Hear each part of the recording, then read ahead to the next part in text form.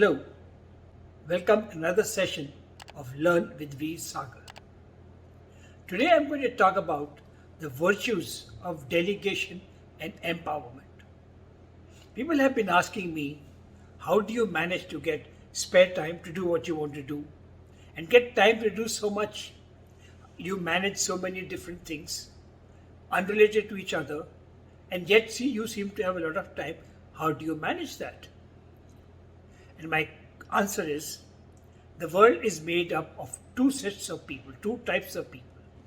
One are the doers and the other are the get-doners. I am in the breed that belongs to the get-doners. I don't do anything. I'm basically very lazy. So I create processes, I create systems and hand over to the doers who do.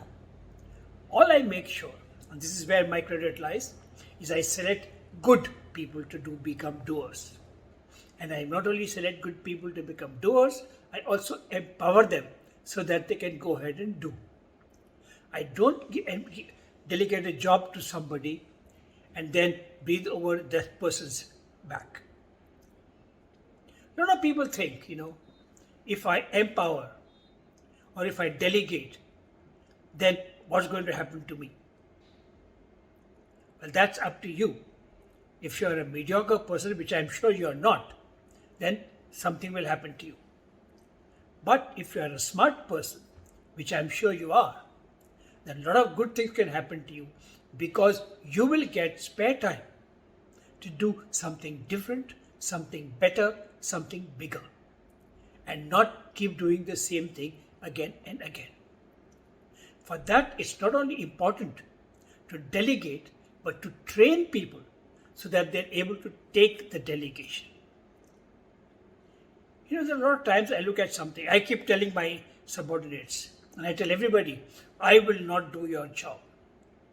My philosophy is, when in doubt, do the job of your boss, but never do the job of your subordinate. Because if you do, the subordinate will push all his work up to you and sit back and relax, and perhaps chase you for not delivering his job on time. So when people tell me, they come to me and said, I'm not able to do this. Can you do it for me? And I said, no, I can't do it for you. You learn. I can advise, I can help, I can talk to you, you can run it off me, but I will not do it for you. Because if I do it for you, you will never learn to do it. And I will be stuck with doing your work. And since your work will be more of a operational nature, it'll probably be having a deadline, a time frame.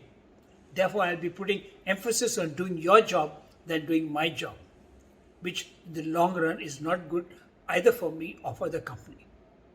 Therefore, I will not do your job. Learn. The second problem arises when people think, if I give it to so-and-so, or if I hand it over to my assistant, he or she will make a mess. I'm sure he or she will make a mess. She make the mess first time, call the person, sit with them, show patience, show understanding, and say, okay, tell me, why did you do this or why did you go wrong? Then let that person learn. And then let go back and do again. Maybe they will make a different set of mistakes. But keep persevering.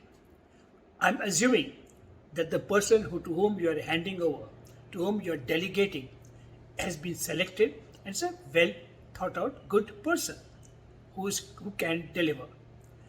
If it's a person who cannot deliver as a dummy, then you're better off getting rid of the person or moving that person to something else where that person can deliver.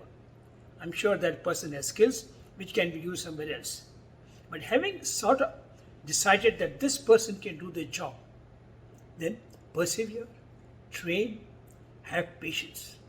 And believe me, in a couple of months, couple of weeks, maybe couple of days, he or she will do a much better job than you can do.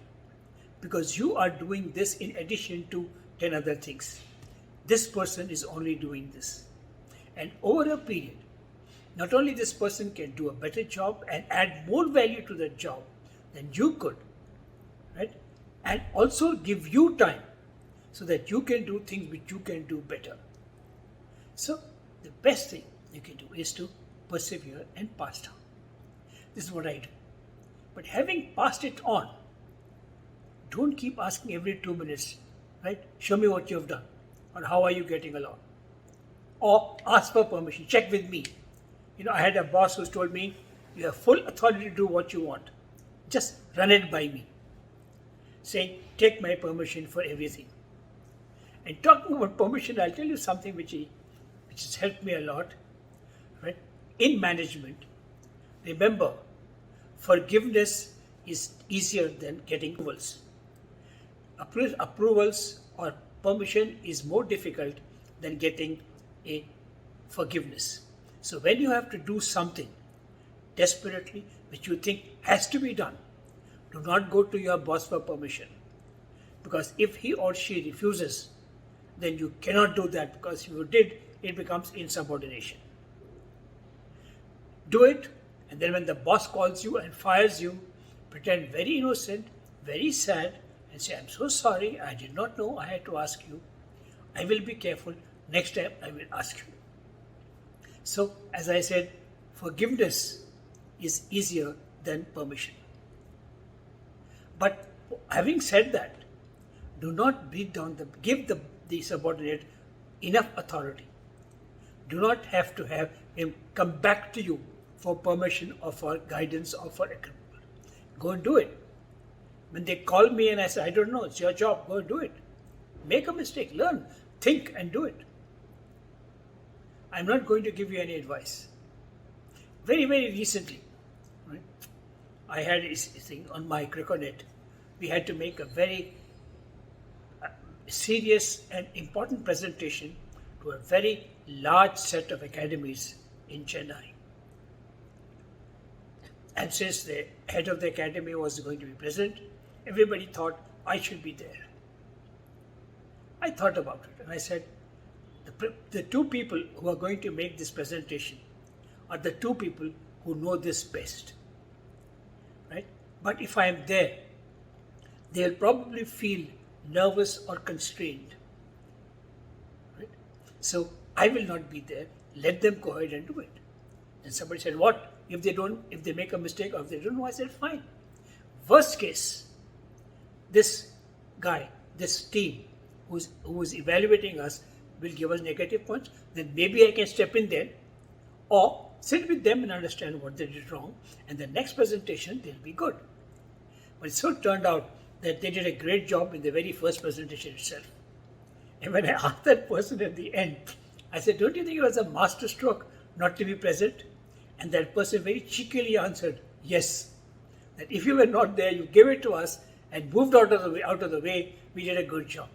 So a lot of times, as a boss, if you authorize somebody, go and do it and move out of the way, you will find that they do a good job. So in summary, learn to delegate. Learn to empower, delegate and empower. Don't breathe on their back. Learn not to do your subordinate's job. Let the subordinate learn to do his or her own job. This way, you will do two things. A, you will create time for yourself. And B, you will not be a bottleneck. And the whole model will be scalable.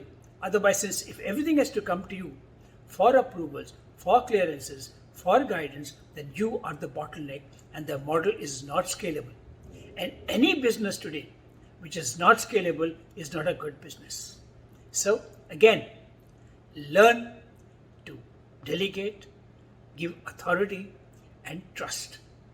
With that, it's Veer Sagar saying thank you very much. But before I go, please, I want to remind you, if you have not subscribed, please subscribe. Subscription is free. Subscribe, like and pass it on to your other friends so that I get encouraged to create more and more videos for you. Thank you very much. Till we meet next time.